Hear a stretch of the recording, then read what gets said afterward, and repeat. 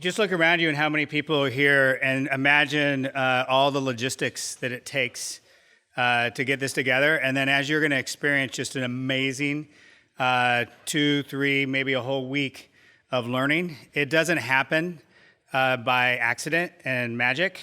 It's PBL in real life. So I want to make sure we start this by thanking Dave Ross for making this happen.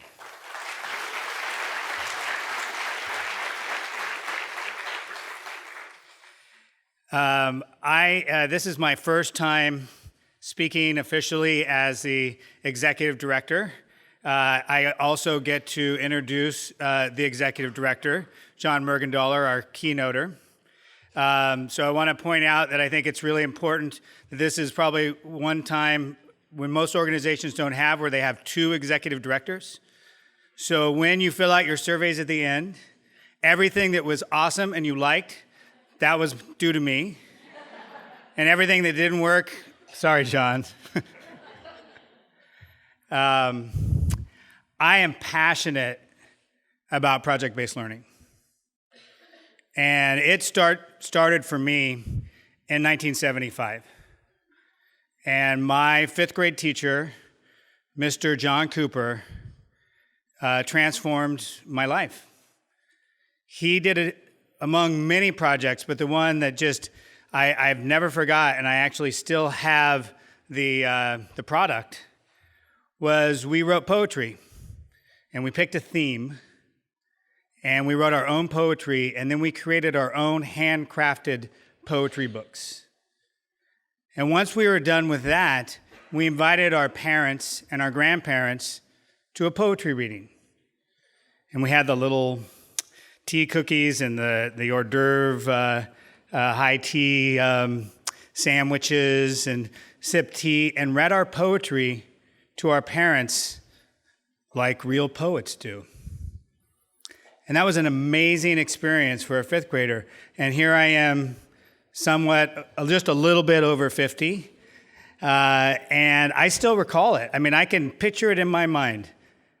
Transformed learning, 1975, same year the Warriors won the World Championship.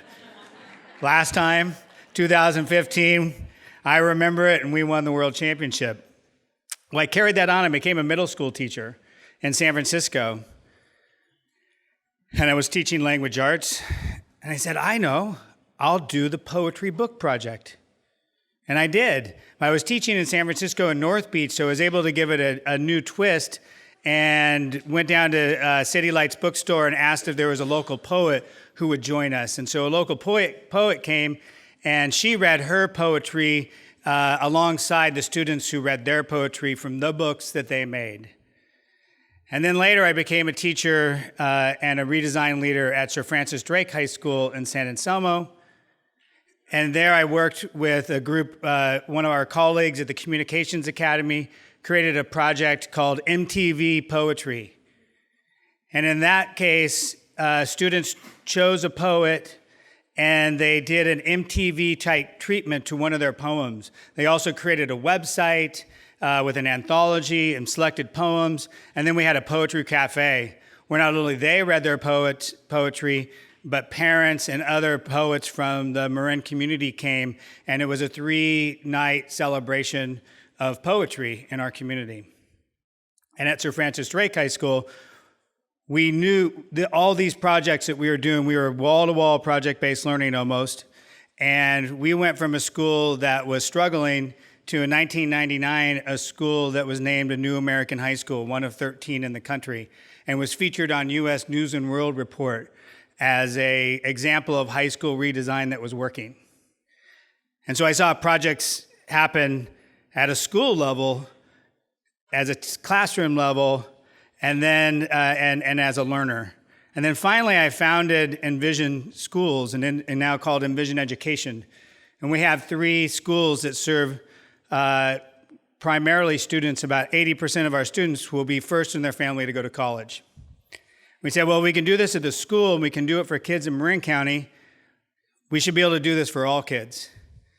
And so we did, and we took a different version of that poetry project, and we did a signature project at multiple schools now, not just one, but a system, where they did the mosaic retelling of Dante's Inferno. And seniors read the Dante Inferno, and they picked a section, and they interpreted it artistically, and then had to work across teams as an ensemble to produce to an audience about the same size that we have here of a retelling of Dante's Inferno. And then they wrote a textual analysis of the piece. And both of those could go into a portfolio that they needed to create and defend in order to graduate. Just this last year, 99% of our students are going to college. 79% of them at Envision are going to a four-year college, or were accepted to a four-year college. And that rate was the same for our students who are white, who are Latino, and who are African American. There's no gap at Envision in who goes to college. And then finally, right at the end of the school year, 2 out of our 3 schools were named Golden Ribbon Schools in California for the work that we're doing using project-based learning to implement the Common Core. So I've seen it as a student, I've seen it as a teacher, I've seen it as a school leader, and as a system leader. Project-based learning is transformative. And for those of you who are here to learn it, welcome to the journey. Here's you are that are here to fine-tune it and deepen it. Keep going, because it makes a profound difference in kids' lives. And it goes beyond the academics, but the great thing about it is it's the only thing that I've found in teaching and learning that you can get academic content and skills and knowledge and the deeper learning 21st century outcomes and a love of learning happening simultaneously. So enjoy your week, learn a lot, make lots of connections, and remember that the work you're doing transforms lives. So you can clap now and be all right.